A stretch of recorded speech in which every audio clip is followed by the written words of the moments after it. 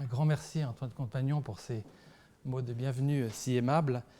J'aimerais remercier Monsieur l'administrateur du Collège de France, Serge Haroche, pour cette invitation que j'ai reçue et qui, pour moi, représente un immense honneur.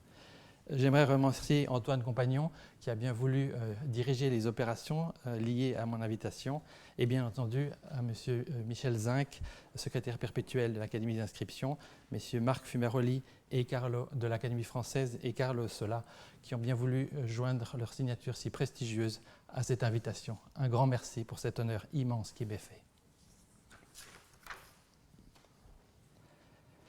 L'exposé que je vous présente aujourd'hui tient à un projet que j'ai entrepris et qui porte sur la capacité de l'art contemporain à disséquer notre modernité dans toute son ampleur.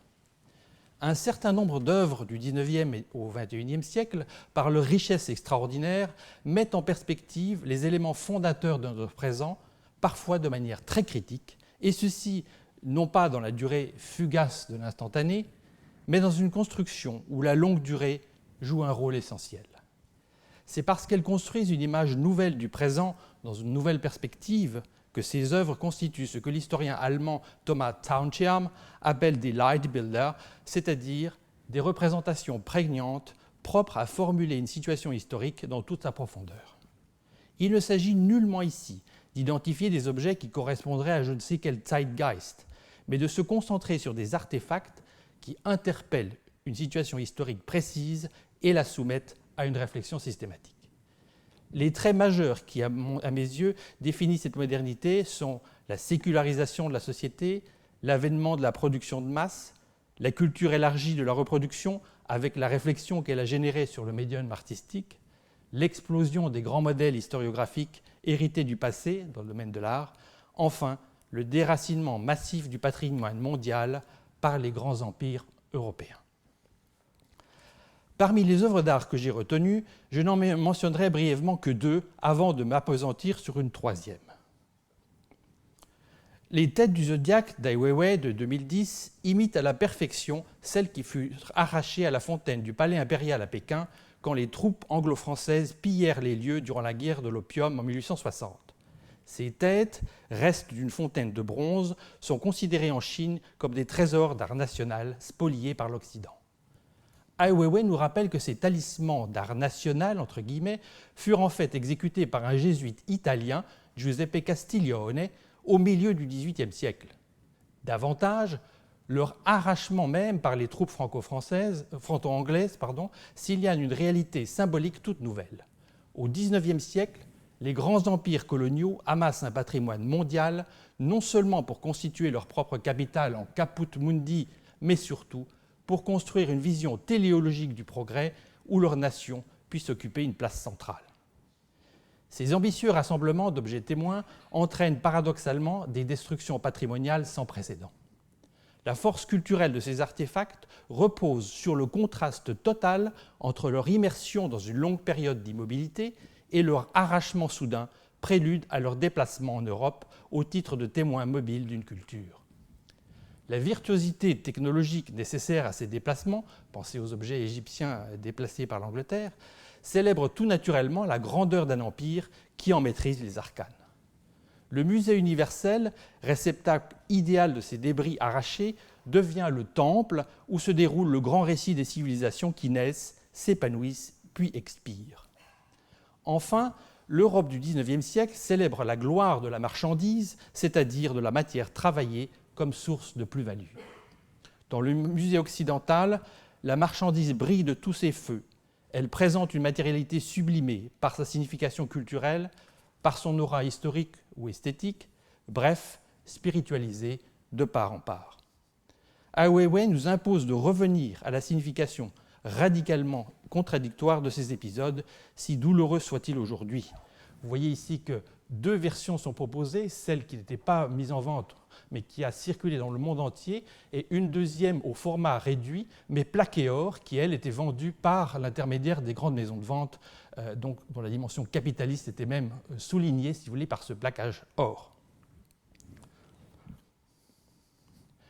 Quant au deuxième, le Museum of Drawers d'Herbert Distel, de 70-77, il transforme une boîte à bobines de mercerie en musée portatif. Distel a sollicité 500 artistes de son temps. Chacun d'eux a exécuté une œuvre d'art propre à se loger dans une des cases divisant chaque tiroir. L'articulation muséographique des œuvres dans les casiers demeure purement fortuite, puisque déterminée par l'ordre d'arrivée des envois. Ici, le musée abandonne la tâche de structurer une représentation historique traditionnelle de pratiques contemporaines. Institution en crise, le musée se contente d'additionner les productions aléatoires émanant d'une longue liste d'acteurs. Une seule œuvre totalise l'ensemble en extériorité, en quelque sorte. C'est la base métallique que vous voyez ici, qui est due à Edward Kienholz, la 501e œuvre, donc elle est extérieure aux 500, qui est constitutive de cet ensemble hétérogène, qui l'achève comme ensemble clos, mais aléatoire. L'œuvre plus ancienne que j'ai sélectionnée, je désire vous la présenter aujourd'hui, La Porte de l'Enfer d'Auguste Rodin. Pourquoi La Porte d'Enfer serait-elle une des œuvres les plus saillantes de notre modernité ? Tout d'abord, rappelons son contexte immédiat. L'œuvre est commandée pour orner un musée industriel. Au début des années 1880, Rodin n'est encore qu'un artiste peu connu, qui travaille, entre autres, à la manufacture de Sèvres. Par la chance, le secrétaire général de la manufacture est un parent d'Edmond Turquet, sous-secrétaire des Beaux-Arts au ministère de l'Instruction publique. C'est ce dernier, passionné par la recherche de nouveaux talents, qui passe une commande programmatique à l'artiste, une porte destinée à orner la façade d'un musée des arts décoratifs qui reste à construire. L'arrêté ministériel du 16 août 1880 est signé par Jules Ferry. Le bâtiment futur devra remplacer l'ancienne cour des comptes, incendiée en 1870. Par hasard de l'histoire, le musée d'Orsay occupe actuellement ce site. Cette commande confronte Rodin avec le monde de l'industrie et du commerce, à l'ère qui a inventé la production de masse. Depuis l'exposition universelle de Londres de 1851, la Great Exhibition comme on l'appelle, les nations s'affrontent dans une folle compétition pour s'approprier les marchés mondiaux. La production sérielle se développe avec une ampleur sans précédent. Les industriels aspirent à affermir la qualité esthétique des biens matériels en s'inspirant des plus belles formes de l'époque pré-industrielle, dûment muséalisées pour servir ce dessin. Ces formes modèles sont alors rejouées à l'aide de technologies révolutionnaires. La photographie et la galvanoplastie, comme vous la voyez ici à gauche, cette œuvre est totalement moderne au XIXe, permettent de créer la copie conforme d'orfèvrerie antique. Ces copies sont d'une justesse absolument incroyable, je crois avoir un très bon œil, mais deux pièces qui m'ont été montrées récemment au Musée des Arts Décoratifs étaient d'une telle patine et d'une telle précision que j'ai dû avouer que je n'arrivais simplement pas à les distinguer de copies. La fondation d'un musée des arts industriels ressortit donc ici à une politique mercantiliste propre à renforcer la richesse nationale. Mais la commande de la Porte de l'Enfer intervient dans un contexte politique qu'il faut également étudier dans le détail. Contexte d'une jeune république où les idées socialistes font leur chemin et surtout les idées anticléricales. Car Edmond Turquet, donc vous voyez c'est une caricature, je n'ai pas pu résister de vous la montrer, elle est très actuelle vu le débat sur les collèges, puisqu'on voit effectivement un citoyen français proche de l'enfance qui est nourri de lolo républicain, n'est-ce pas ? Turquet est un député socialiste dans le gouvernement Charles de Freycinet. Il mène une politique laïque et violemment anticléricale. Or, c'est à cet homme que très tôt, Rodin propose une porte de l'enfer. Un sujet religieux pourrait ne pas paraître correspondre aux valeurs du commanditaire. Il est pourtant immédiatement ratifié, ce qui mérite réflexion. L'idée par l'État de commander une grande porte de bronze était tout d'abord liée curieusement à un modèle dont l'extraordinaire modernité avait frappé les esprits. La porte monumentale de l'église de la Madeleine, que vous voyez ici, créée par le baron Henri de Trighetti en 1841. Exécutée dans un style néoclassique, mais sur un modèle florentin célèbre, bien entendu la porte du paradis de Ghiberti, les deux battants de la Madeleine constituaient alors un véritable prodige technique. Bien que de grande taille, elle n'avait pas nécessité une grande proportion de matériaux, au contraire, une proportion plutôt minime de matériaux. À la commande de l'ouvrage, le ministère de la Guerre avait livré 12 tonnes de bronze. L'artiste grand prince, en rendit les 2/3 au grand ébahissement de l'administration d'État. Trichetti combinait ainsi à la réputation d'un grand artiste celle d'un ingénieur hors pair. De plus, le thème de l'enfer ne relève pas directement de la matière biblique. Rodin puise dans la Divine Comédie de Dante. Cette source est liée, dans la conscience des contemporains, à la bataille, puis à la victoire des romantiques sur le classicisme institutionnel. La barque de Dante de Delacroix avait choqué au Salon de 1822, 5 années avant la fameuse préface de Cromwell, où Hugo formula son premier manifeste romantique. Et le jeune peintre qui triomphait, ici en bas, n'avait jamais réussi un seul concours à l'école des beaux-arts. Les sculpteurs mirent quelque temps à s'engouffrer dans la brèche, pas avant la fin des années 30. Trichetti, en 1861, propose la représentation physionomique d'une bataille esthétique. Virgile arbore un visage lisse à la romaine, Dante un masque buriné par l'angoisse existentielle. Tous deux semblent emblématiser cette confrontation entre deux systèmes de valeurs, celui du classicisme et celui propre au romantisme. Rodin concentre sa représentation sur l'enfer et abandonne le purgatoire comme le paradis. Son geste s'explique par l'intérêt privilégié des romantiques pour les sujets tragiques. Quand en 1862, la maison Hachette publie le Dante de Gustave Doré, l'éditeur ne fait imprimer que cette première partie, l'enfer, sur quel seul se viendra bien. Le Dante romantique se résume à l'enfer, à l'exclusion du purgatoire et du paradis. Ce choix relève d'une lecture toute nouvelle, qui fait du poète non plus le grand metteur en scène de l'univers spirituel chrétien dans toute sa dimension théologique et téléologique, mais plutôt la figure d'un poète visionnaire qui jette un regard critique, désespéré, sur les turpitudes d'un monde moderne désenchanté. Enfin, à partir des années 1840, Dante est devenu un enjeu politique très concret. La Deuxième République, qui tente de s'affranchir du joug catholique, puise dans la Divine Comédie le grand texte d'une morale sécularisée. Ce grand texte n'est donc plus la Bible, un écrit sacré, divin, mais l'œuvre littéraire d'un humain inspiré. À preuve, en 1848, Charles Blanc, alors directeur des Beaux-Arts de la Deuxième République, commande à son ami Paul Chenavard un grand tableau destiné à orner l'église Sainte-Geneviève, reconvertie une nouvelle fois en lieu de culte sécularisé comme temple de l'humanité. Or, Chenavard choisit d'y représenter la Divina Tragedia, exécutée finalement beaucoup plus tard, quasiment pour lui-même, entre 1865 et 1869. L'œuvre est à Orsay aujourd'hui. Voici comment il l'a décrit. Ce résumé impartial de toutes les traditions religieuses, dit-il, fin de citation, place la religion chrétienne sur le même plan que les autres religions antiques. Et comme elle, cette religion est mortelle. Chenavard lui assigne une place dans une véritable philosophie de l'histoire d'inspiration hégélienne.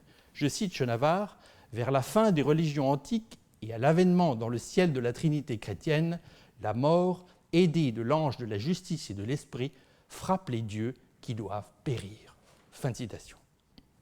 Au terme d'un déplacement significatif, c'est la civilisation qui devient ici l'objet d'un culte, entité supra-individuelle, accomplissant sa destinée dans l'histoire et tirant des religions une morale sociale.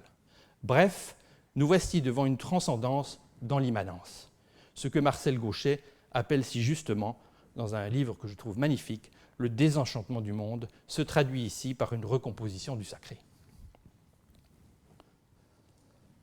À la fin du XIXe siècle, ce processus de sacralisation du texte littéraire, corollaire d'une sécularisation en marche, donne lieu à la commande de véritables monuments, même chez les privés. En témoigne la grande porte que vous voyez ici, commandée en 1889 par Winaretta Sinja, princesse de Sey-Montbéliard, et qui deviendra ensuite princesse de Polignac, à Jean Carriès. Cette œuvre, planifiée en 1890 mais jamais exécutée pour un somptueux hôtel particulier rue Georges Mantel, devait servir d'écrin au manuscrit original du Parsifal de Richard Wagner. Le petit problème étant qu'elle n'a jamais pu acquérir ce manuscrit. C'était quand même une condition assez importante.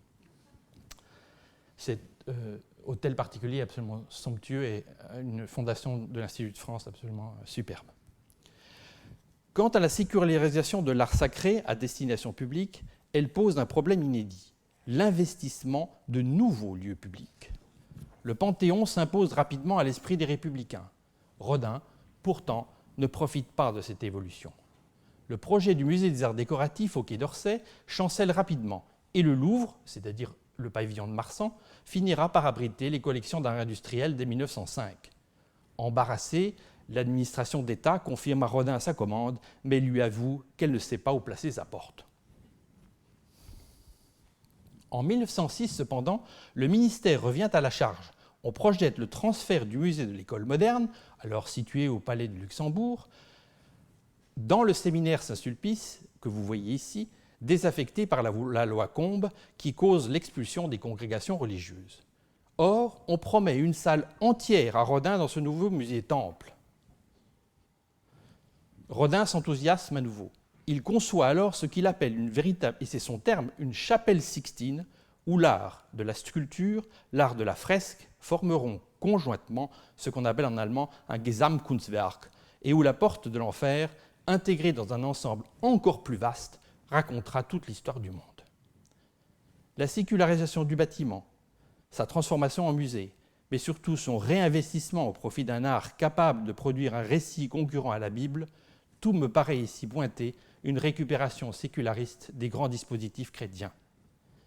Dernière ironie de l'histoire, le séminaire de Saint-Sulpice avait formé Ernest Renan, le même Renan, professeur ici au Collège de France, qui devait écrire une vie de Jésus où le Christ est justement réduit à sa dimension historique, celle d'un simple mortel. Mais le projet muséal de Saint-Sulpice, une fois encore, ne verra jamais le jour. Lassé, Rodin entame dès 1909 une réflexion qui mène à la fondation du musée Rodin actuel, consacré à son œuvre propre, à ses effets personnels, enfin à ses collections. La porte de l'enfer deviendra, tant à Meudon, à la Villa des Brillants qu'à la rue de Varennes, la pièce maîtresse d'un musée biographique. L'espace muséal, ici, s'ordonne en temple par défaut, en un lieu qui assigne une mission nouvelle à l'artiste qui succède au prêtre. Suivons maintenant l'exécution de cette commande infortunée, mais qui débouche sur une œuvre clé. Cette chronologie a souvent été étudiée selon des principes d'une histoire d'obédience formaliste et stylistique. À mes yeux, cette histoire reste inadéquate. La genèse de la porte de l'enfer est avant tout liée, d'une part à l'histoire culturelle et d'autre part à ce que j'appellerais la mythe-histoire artistique. Commençons par la question du sens, de la signification. Rodin, toute sa vie, conserve une immense admiration pour Michel-Ange, le géant de l'art, mais aussi le solitaire, l'artiste qui se moque des règles académiques. Cependant, Michel-Ange n'avait jamais exécuté une porte de bronze. Rodin invoque alors un modèle plus ancien, mais très admiré par son modèle, Lorenzo Ghiberti, dont la porte du baptistère de Florence a été nommée justement porte du paradis par Michel-Ange lui-même. Cette œuvre est alors très célèbre et souvent reproduite. Rodin a pu l'admirer l'original durant son voyage d'Italie en 1875, au moment où Florence célèbre le 400e anniversaire de la naissance de l'artiste. À Paris, un plâtre fidèle en est exposé au musée des copies de l'École des Beaux-Arts, d'ailleurs encadré par 2 sculptures de Michel-Ange. Cette mise en scène est capitale pour comprendre l'œuvre de Rodin, qui vise à créer une œuvre muséale de part en part, au moment paradoxal où la muséalisation consacre le caractère sacré de l'œuvre d'art à l'ère de la sécularisation. Au Louvre, comme à l'École des Beaux-Arts, Rodin a pu admirer ce même type de dispositif. Ici, vous voyez au Louvre la porte du palais Stanga, qui avait été déplacée de Crémone et achetée par le Louvre et déplacée au musée, qui est ici flanquée par les 2 esclaves de Michel-Ange. Un dispositif purement fantasmagorique, mais qui est muséal. La porte de l'enfer est donc ici tout d'abord construite comme un jugement dernier de Michel-Ange, mais dépouillée de la partie dépeignant les élus dans une mise en forme à panneaux sur le modèle de Ghiberti. Et Rodin obtient dès 1881 de flanquer sa porte de 2 statues en ronde-bosse, un Adam et une Ève, sur le modèle du Louvre et de l'École des Beaux-Arts.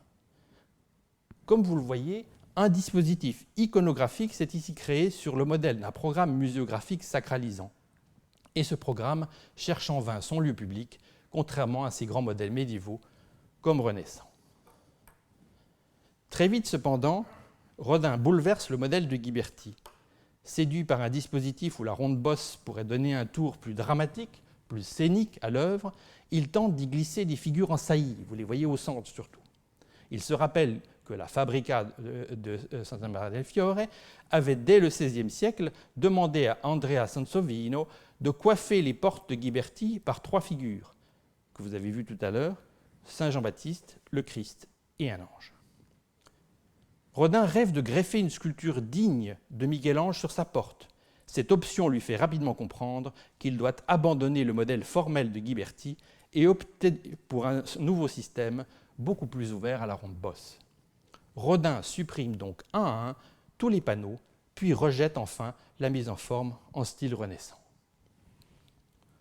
Vous voyez ici à gauche un des premiers modèles sur le plan renaissant de Ghiberti, cette petite cire si belle et si esquissée, et à droite le moment dramatique où ce système est abandonné. Rodin, quand il abandonne le premier système, approprie alors un nouveau modèle, celui de la fenêtre à meneaux du gothique tardif. Cette fenêtre tardo-médiévale, avec un seul meneau mouluré et une seule traverse, va permettre d'insérer un vaste programme de statues qui, comme prise dans un tourbillon, déborde la structure de tous côtés. Or, cette opération s'accompagne d'une révision très radicale de l'histoire de l'art, qui déplace toutes les catégories. Pour Rodin, en effet, Michel-Ange n'est pas le prince de la Renaissance, mais tout au contraire, et je cite ce texte qui est absolument fondamental.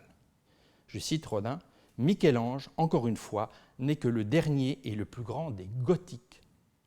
Retour de l'âme sur elle-même, souffrance, dégoût de la vie, lutte contre les chaînes de la matière, tels sont les éléments de son inspiration. Toutes les statues qu'il fit sont d'une contrainte si angoissée qu'elles paraissent vouloir se rompre d'elles-mêmes. Toutes semblent près de céder à la pression trop forte du désespoir qui les habite. » Fin de citation. Michel-Ange, pour Rodin, est donc médiéval en ce qu'il exprime un désespoir existentiel et en ce qu'il dépeint la lutte de l'homme contre les chaînes de la matière. Ce refus de la Renaissance revêt une dimension idéologique et critique radicale.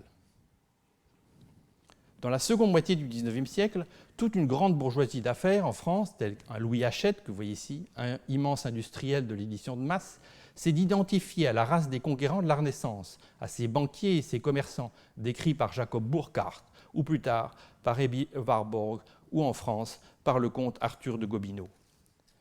Le Moyen-Âge de Rodin ne correspond pas à une période. Il historicise un type d'art qui s'oppose au progrès en rappelant que l'histoire se résume à la lutte tragique, millénaire, de l'homme contre la matière et la pesanteur. Cependant, Rodin prend bien soin de placer sa porte de l'enfer à la limite entre la Renaissance et le Moyen-Âge. Vous voyez ici, sur le côté gauche, Rodin sculpte un contrefort gothique. Sur le côté droit, il orne le contrefort d'un pilastre dorique à cannelure, typique de la Renaissance italienne. L'œuvre, comme vous le voyez, investit un entre-deux historiographique, mais cet espace intermédiaire ne marque pas un passage d'étape dans une continuité comme progrès. Il désigne, au contraire, le gouffre qui sépare un rêve historiographique empreint d'optimisme et une vision résolument pessimiste du monde. À cet égard, la vision de Rodin s'écarte totalement de son modèle apparent, Dante. Dans la partie médiane à gauche, Rodin a représenté la fortune. Or, la fortune occupe une place importante chez Dante. Le poète l'évoque au chant 7 de l'Enfer, au vers 85-96. Chez Dante, la fortune ne désigne plus l'exercice hasardeux de la chance, la tuquée des Grecs, mais l'instrument de la divine intelligence, ministre de Dieu, qui fait circuler les biens de ce monde pour éviter qu'ils corrompent ceux qui le thésaurisent. Rodin, lui, fait trébucher cette divinité indispensable à la science politique chère aux princes de la Renaissance et l'entraîne dans le chaos de la chute. Vous voyez que cette allégorie de la fortune est en train de mourir, elle est dans une situation de chute. Une fois ouverte, cette crevasse est aussitôt exploitée par Rodin. La vision tragique de l'homme dans l'histoire, débarrassée de son cadre historiographique chrétien, va permettre alors d'absorber d'autres grands textes. Dans la porte de l'enfer, en fait, on reconnaît très peu de scènes tirées de Dante, mis à part la fameuse représentation du Golin et celle de Paolo et Francesca. Une autre scène renvoie aux Métamorphoses d'Ovide et d'autres enfin, et surtout, aux Fleurs du mal de Baudelaire. Un dessin que je trouve extraordinaire montre exactement ce qui est en cause ici.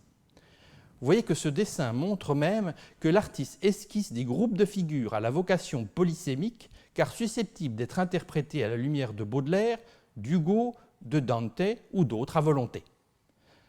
L'artiste a marqué le nom des fameux auteurs qui peuvent être appropriés par ce dessin.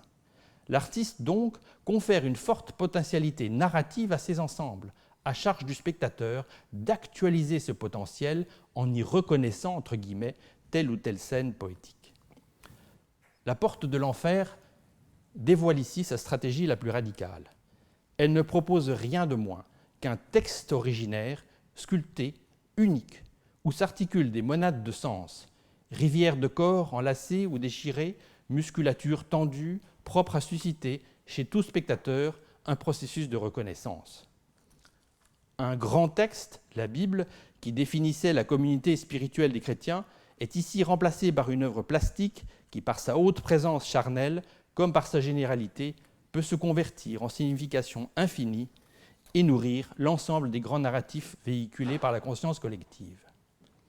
Mais surtout, l'aura divine qui illuminait le porche des cathédrales a disparu. Rodin, très proche ici de Baudelaire, nous propose un monde où l'érotiste et la mort semblent liés l'une à l'autre comme un couple fatal. La beauté y apparaît sous l'espèce d'un idéal à peine tangible que l'artiste ne peut connaître qu'avec le goût amer de la frustration. Ce sont les termes mêmes qu'utilise Rodin dans son entretien avec Bartlett de 1889. Il suffit pour le comprendre de s'approcher de cette porte. La figure en bas à droite représente le sculpteur lui-même. Une forme féminine étrange étend son bras sur l'épaule du créateur. Il la sent, mais ne peut l'apercevoir, signe qu'une fois encore, cette forme est invisible à l'œil.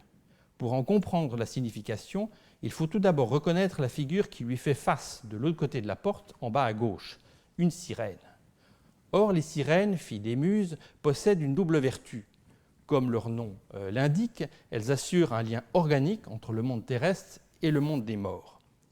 Mais surtout, elles exercent une fascination mortelle sur les humains.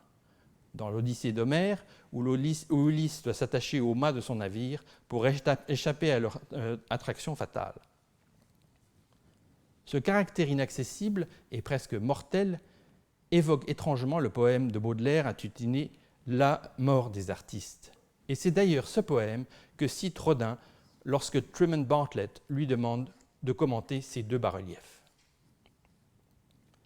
Si Rodin a donné à son œuvre un titre qui évoque Dante, une telle appellation relève donc surtout d'une dimension économique. Le peintre James McNeill Whistler disait que sans baptême, une œuvre d'art ne pouvait se vendre. L'acheteur potentiel réclamant une clé d'interprétation simple et légitime de l'œuvre créée. De fait, Rodin définit un cadre libre dans lequel le spectateur potentiel peut tailler des groupes de formes et les nommer en y projetant la mémoire de grands poèmes. Cette stratégie, qui pose la question de la signification de la porte en termes très novateurs, nous impose de nous interroger sur la figure du penseur qui trône sur le meneau principal. Au départ, Rodin avait imaginé de façonner une statue de Dante qu'il aurait placée devant la porte. Mais très vite, l'artiste abandonne cette solution qui risque d'assigner la sculpture à une simple illustration de la méditation propre au poète. Par sa nudité, le penseur acquiert tout d'abord un plus grand degré de généralité. De plus, il devient le relais symbolique non plus du poète florentin, mais de Rodin lui-même, méditant son œuvre.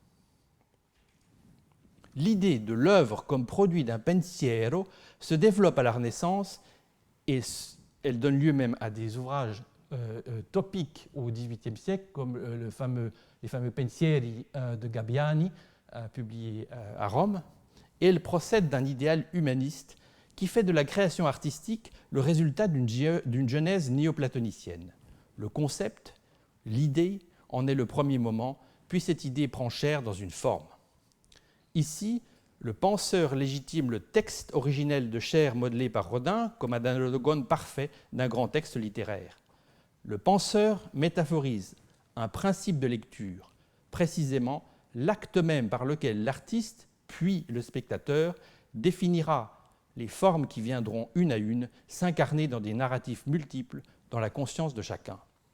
Le mouvement de l'imagination est légitimé, qui se fixe sur des formes et les identifie avec des grandes figures de la littérature universelle. Cependant, la figure du penseur mélancolique se caractérise par une plus grande épaisseur symbolique d'ordre, je dirais, intericonique. Je m'explique.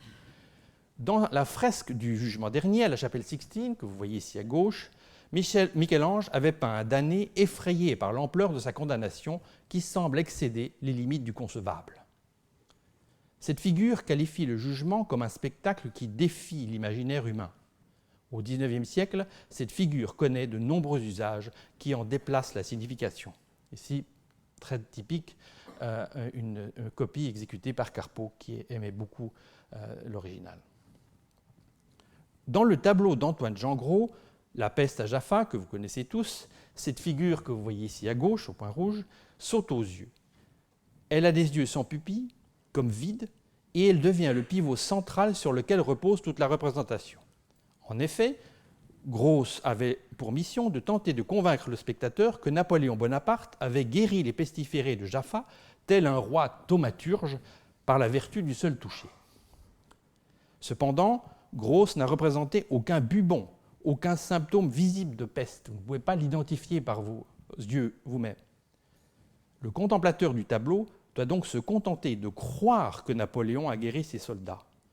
La figure assise, à gauche, visage dans la main, métaphorise cet aveuglement nécessaire au spectateur qui doit consentir, paradoxalement, à échanger un voir contre un croire, au sein même de la représentation, ce qui est un comble. En 1857, Jean-Baptiste Carpeaux approprie cette figure métapicturale et l'introduit dans son Ugolin. Le sculpteur, que Rodin admire infiniment, représente le comte florentin emmuré, affamé dans sa prison avec ses fils. Prostré, pétrifié par l'angoisse, ce père doit résoudre un dilemme.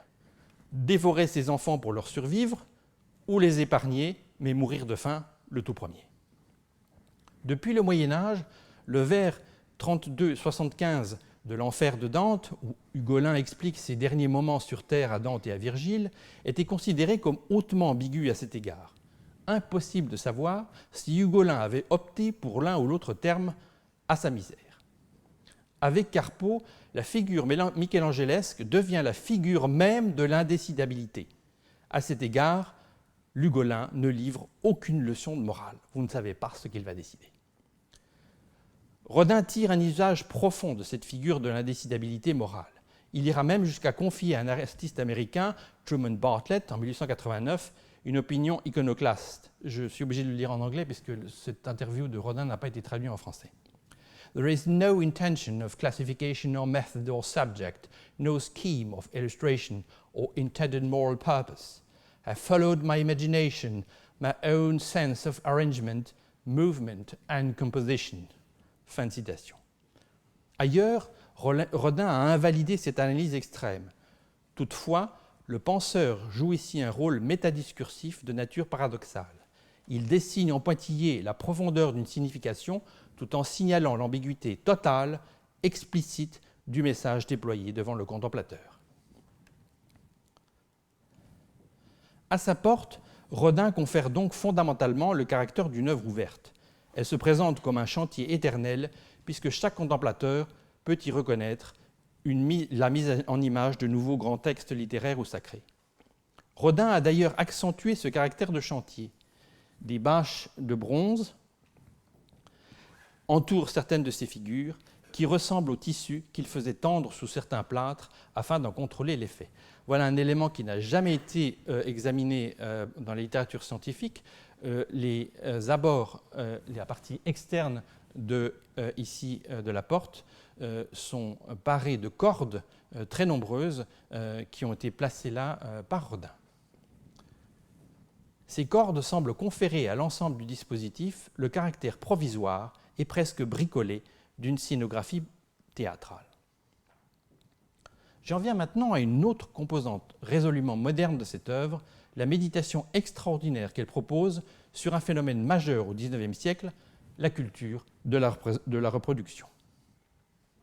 C'est au XIXe siècle que la sculpture exploite une palette de techniques inouïes de reproduction qui transforme radicalement son mode opératoire.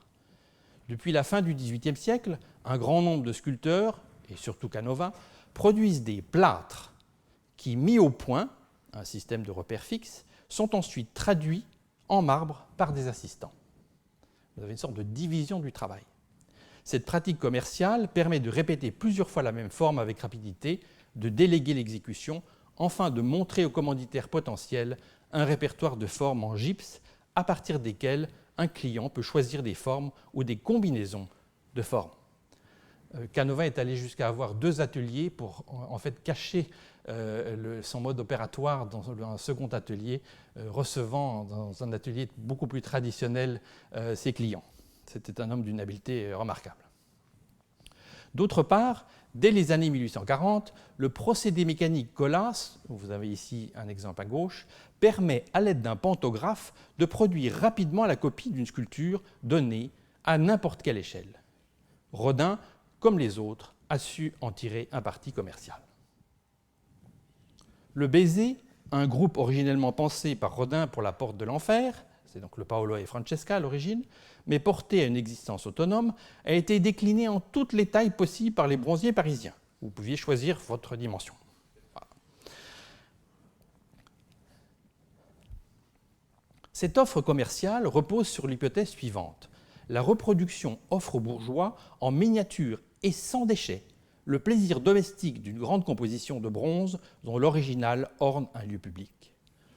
Or, Rodin exploite systématiquement les conséquences d'une conviction tout opposée. Chaque répétition d'une forme est nouvelle. Chaque traduction transforme une forme modèle. Et ce sont ces transformations qui travaillent toute copie et la font exister d'une existence autonome. Rodin va jusqu'à faire de l'expérience de la répétition la pièce centrale de sa création artistique dès les années 1880. 3 techniques principales se distinguent nettement. A. La répétition exacte. B. Le changement d'échelle. Enfin, C. La création d'une réserve de formes identiques, prête à l'emploi, couplée à un ars combinatoria d'éléments répétés. La répétition exacte de thèmes ou de motifs, tout d'abord. Répétition d'un thème. Une scène inspirée de la Divine Comédie, Paolo et Francesca, apparaît 2 fois dans la Porte. Une première fois sous l'Ugolin, une seconde fois dans le groupe intitulé Fugit mort. Répétition des motifs. Les 3 ombres qui somment la Porte de l'Enfer se révèlent en fait 3 répétitions absolument identiques de la même forme et donc sorties du même moule. Leurs mains sont coupées au même endroit. Chaque forme, positionnée de manière différente, devient une sculpture autonome, originale. Ce qui rend chacune d'elles distincte, en dépit de leurs formes identiques, c'est leur énonciation même, dans l'Inc et Nunc de leur mise en place et de leur occupation de l'espace. Il y a pour moi, chez Rodin, une conscience du caractère foncièrement unique et irréductible de chaque énoncé, qu'on trouve par exemple explicité chez Michael Bakhtin dans le principe dialogique et qui est vraiment mis en œuvre ici en sculpture.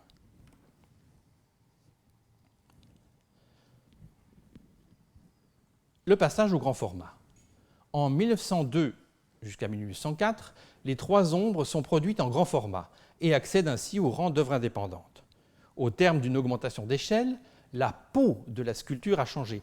Vous voyez par exemple un autre exemple qui est la tête de Gwen John pour la muse Whistler, c'est un agrandissement. Vous voyez que la peau, du fait même de l'agrandissement, change de manière considérable et Rodin exploite cette transformation.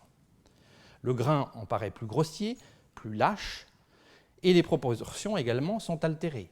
Le sculpteur alors complète les bras, ajoute des mains aux ombres. Dans la Porte de l'Enfer, les 3 ombres assument une fonction symbolique importante, mais subordonnée à la porte. Les bras mutilés, alors, symbolisent la nature des ombres que la mort a dépouillées de leur matérialité. Les 3 figures, une fois agrandies, isolées, récupèrent leurs mains.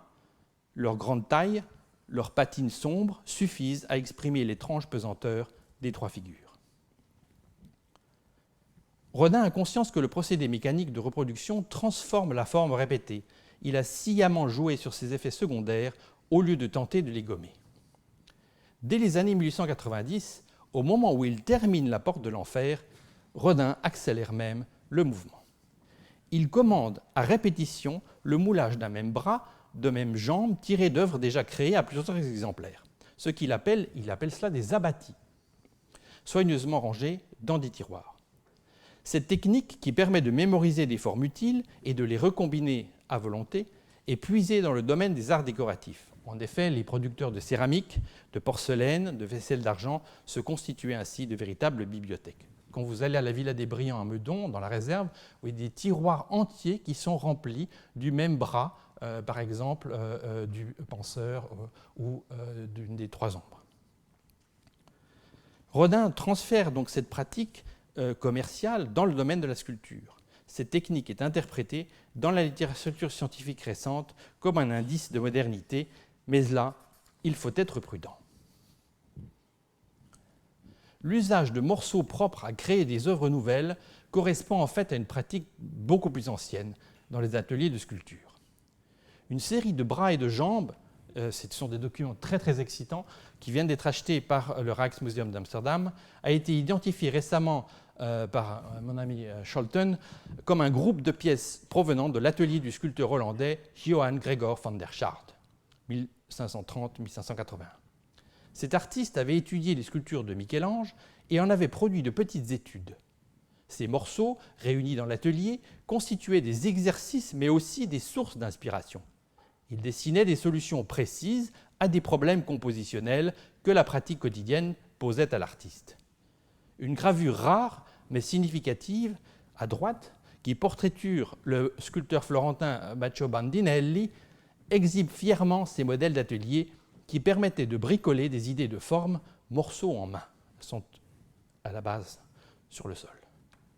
Le problème tient à ce que ces pratiques d'atelier sont mal documentées. Les artistes de la Renaissance eux-mêmes ne contribuèrent pas à les divulguer. La représentation néoplatonicienne de la création artistique, qui domine dans la littérature artistique renaissante, s'accommode mal d'une telle pratique. La théorie de la Renaissance en Italie est prise dans un enjeu social. Elle ambitionne d'ennoblir le statut de l'artiste en l'assimilant à un poète ou à un philosophe. Mais dans la foulée, cette littérature théorique a perdu son caractère opératoire au moment même où elle est devenue l'enjeu d'une représentation nouvelle. Au XIXe siècle, le paradoxe reste encore entier. Ce n'est que depuis 20 ans que l'histoire de l'art a entrepris une révision radicale de cette erreur, cette erreur qui consistait à projeter la théorie de l'art italienne sur la pratique. Rodin, lui, a eu la force d'exposer cette pratique, de la mettre au jour et de la légitimer comme telle. Mais Rodin va plus loin et exhibe cette pratique comme collage. Ainsi, le groupe intitulé « Je suis belle », en hommage à Baudelaire, la forme de l'homme que vous voyez ici dérive directement sa forme de figure qui, dans sa chute, s'accroche à la corniche de la porte. La figure féminine, elle, véritable rêve de pierre, selon les termes de Baudelaire, est puisée à la même source. On trouve son analogue dans la femme accroupie, à droite du pinceur. Donc, à l'aide de deux figures qui se trouvent à deux endroits particuliers de la porte, on fournit un groupe qui est de nouveau inséré dans la porte. Cette passion pour l'articulation d'œuvres arrachées à leur composition originaire, a posteriori, va si loin que Rodin n'hésite pas, dans les années 90, à casser des plâtres complets pour en rejouer les morceaux en quelque sorte. Et cette pratique commence au niveau du dessin. Vous voyez cette feuille sur laquelle l'artiste a esquissé deux figures nues, harmonieusement articulées. Puis il sépare les deux figures d'un coup de ciseau. Chacune des deux parties pourra être groupée avec d'autres figures détachées. Cette pratique complexe mérite explication. La construction classique d'un groupe sculpté au XIXe siècle vise une composition cohérente, avec sa logique propre. Une composition doit apparaître si bien articulée que le contemplateur ne puisse l'imaginer différente. Rodin sollicite son contemplateur de manière tout opposée. Les figures articulées, par sa méthode, doivent produire un effet double, créer un ensemble à l'effet puissant et significatif, mais simultanément souligner la correspondance imparfaite des pièces jointes, pour ouvrir d'emblée l'ensemble joint et disjoint à d'autres articulations possibles. Chaque groupe sculpté individuel est donc à saisir, non seulement comme une œuvre finie, lourde d'immobilité, mais plutôt comme une rencontre possible, provisoire, parmi tant d'autres, pressée que l'artiste les concrétise. À chaque reprise, l'œuvre qui en résulte peut être lue symboliquement et recevoir un titre quelconque. Rappelons qu'en grec, le symbole au sens propre de symbolon désigne un objet coupé en deux dont les deux composantes ne deviennent reconnaissables qu'après avoir été reconnues comme correspondantes. Par extension, il désigne une rencontre inattendue, la jonction miraculeuse entre deux composantes, l'une symbolisante, l'autre symbolisée, marque la puissance d'une grâce divine.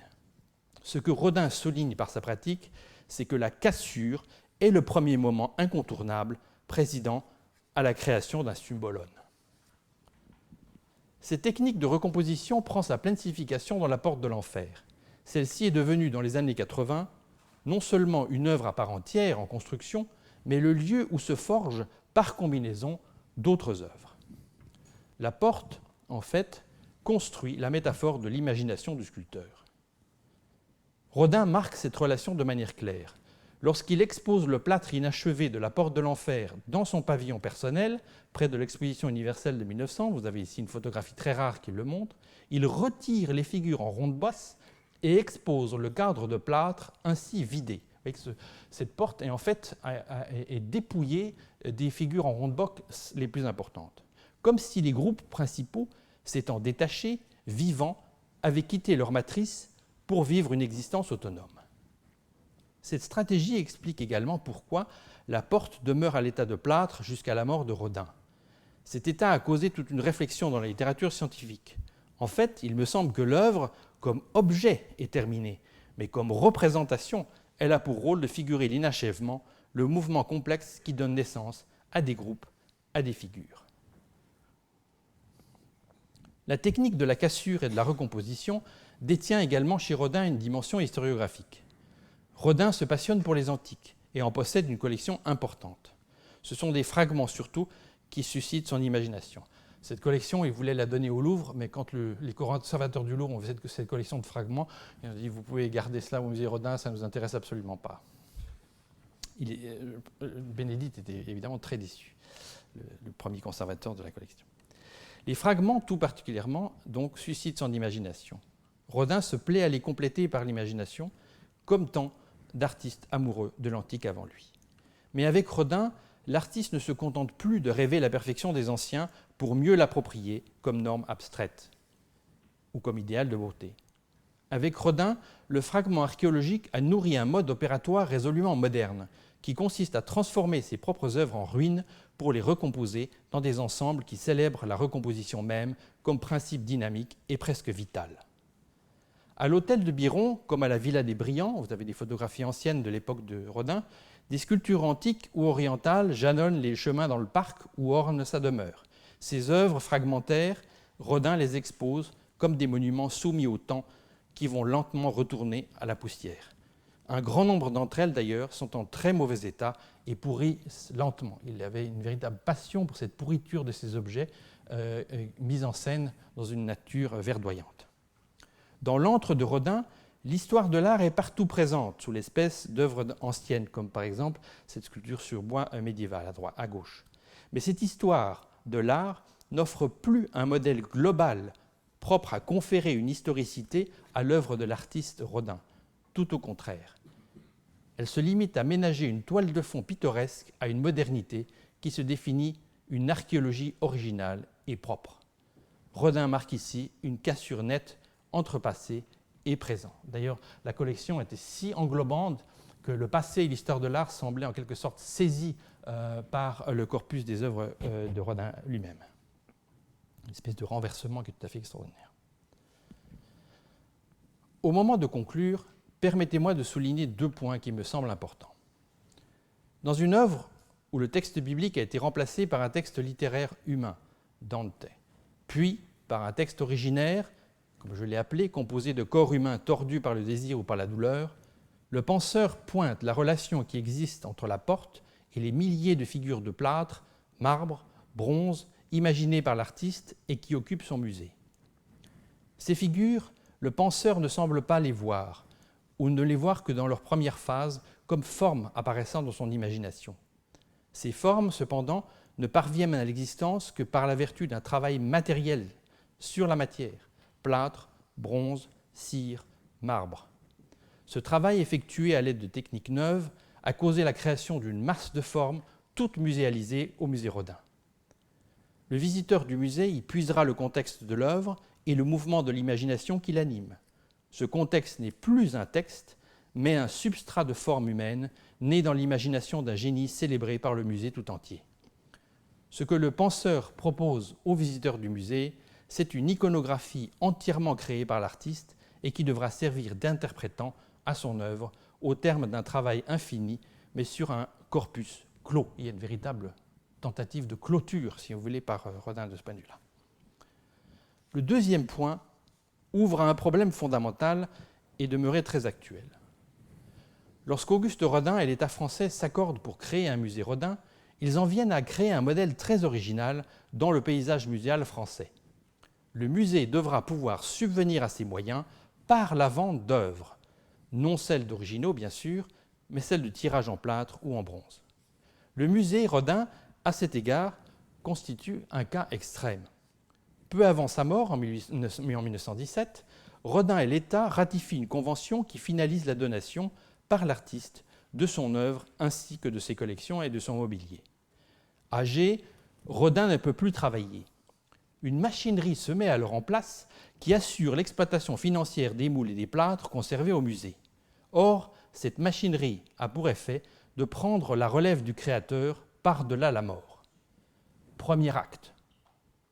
Au terme de la convention du 28 juillet 1916, article 2, Rodin est nommé, curieusement, directeur de son propre musée jusqu'à la fin de son existence, c'est-à-dire il est le conservateur de son œuvre. Très vite dépassé par sa tâche, Rodin sollicite l'aide de Léonce Bénédite, conservateur alors du musée du Luxembourg, de l'école moderne. Ce dernier fait achever des œuvres en marbre commencées par l'artiste, par ses assistants, et dirige des tirages de manière extrêmement généreuse. Donc il va prendre littéralement et complètement la relève de Rodin. Les réplications exécutées par le musée sont authentifiées par l'institution qui les produit et qui a reçu les droits des mains de l'auteur. En 1917, il faut dire, le droit international, mais surtout français, est encore extrêmement vague sur cet objet. Il se limite presque à une jurisprudence sur le droit d'auteur. Ce point est capital et je vais l'illustrer de manière concrète.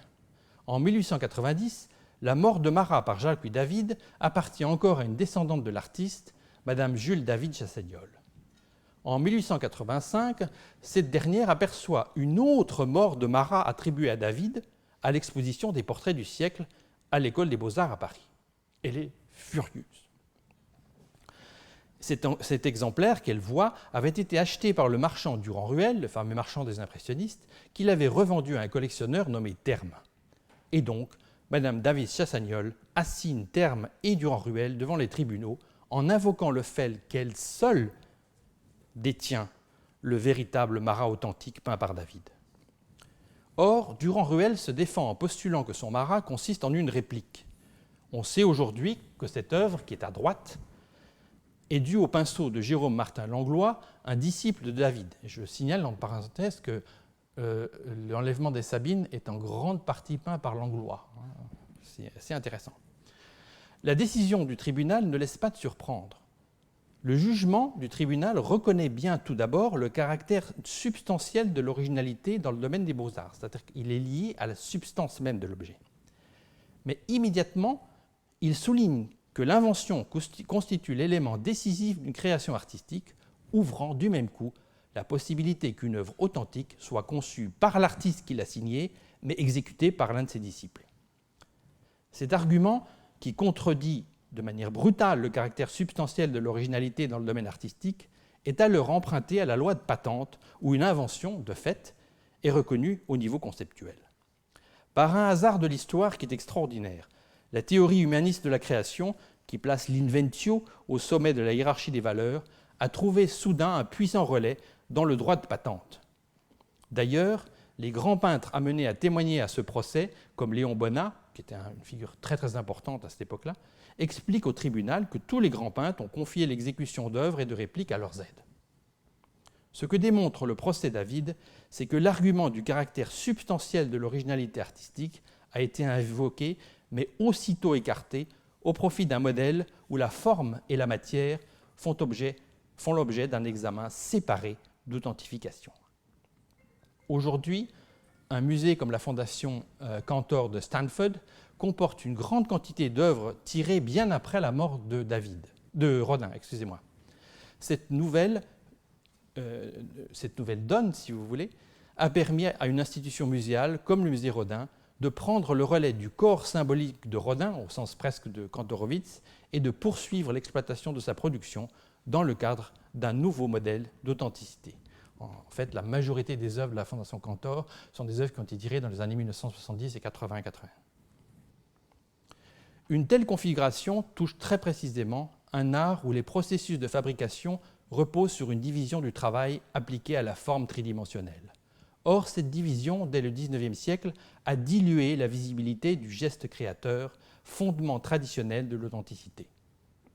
Parce que Rodin a exploité ce système à la limite, il en dévoile toutes les apories.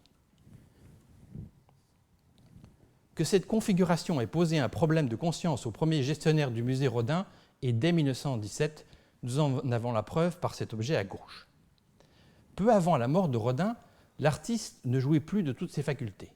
Sur l'injonction probable de Léonce Bénédite, mais en son absence, le mouleur de Rodin, Paul Cruet, moule la main droite de son maître. Rodin n'en a probablement même pas eu conscience. Puis, Cruet place un petit torse de femme nue entre les doigts levés sur l'épreuve tirée. C'est l'objet que vous avez à gauche. Cruet, qui a passé toute sa vie à exécuter les créations d'autrui, a dû savourer le plaisir de créer à son tour une forme avec la bénédiction de sa hiérarchie. Il existe plusieurs versions en plâtre de cette fantaisie. La Fondation Cantor, à Stanford, en possède même une version en bronze. En particulier, cette petite sculpture a été offerte au grand mécène du musée Rodin. Bien qu'impossible à joindre au corpus artistique de Rodin, elle me paraît détenir une signification capitale au sein de ce corpus, car elle tente de remarquer, avec une volonté presque inquiétante, le lien ténu qui relie toute sculpture de Rodin et la main du génie qui l'a produite, main presque divine et qui ressemble à celle qui, touchant Adam, lui insuffle la vie sur le plafond de la chapelle Sixtine au Vatican. À ce titre, le plâtre de Cruet constitue, à mes yeux, l'exact opposé de la porte de l'enfer. La porte propose le modèle matriciel de la création, qui redéfinit les contours de l'authenticité au siècle de la reproduction.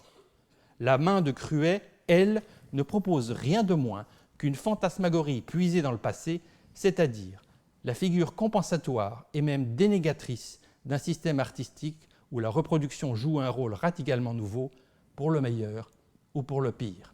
Je vous remercie.